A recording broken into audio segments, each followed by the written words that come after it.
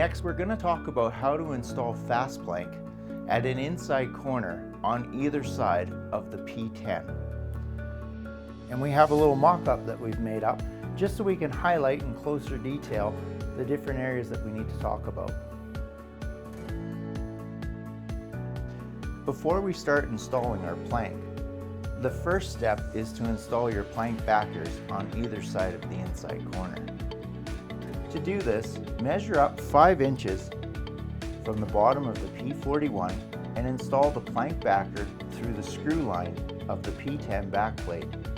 From there, measure up an additional 6 inches and install your plank backer, and then 6 inches and 6 inches until you reach the top of the wall.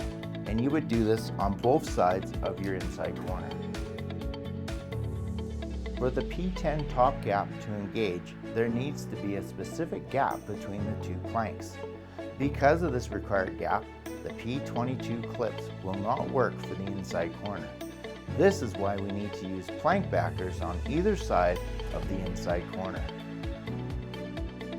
So how do we measure for the correct length of the plank? Measure from the edge of the inside corner trim to your nearest vertical trim, whether that is an outside corner or a vertical termination. Subtract 1/8 of an inch from your measurement, make your cut, and install your first plank. This will provide you with the correct length and gap of the inside corner, no matter what the ambient temperature is.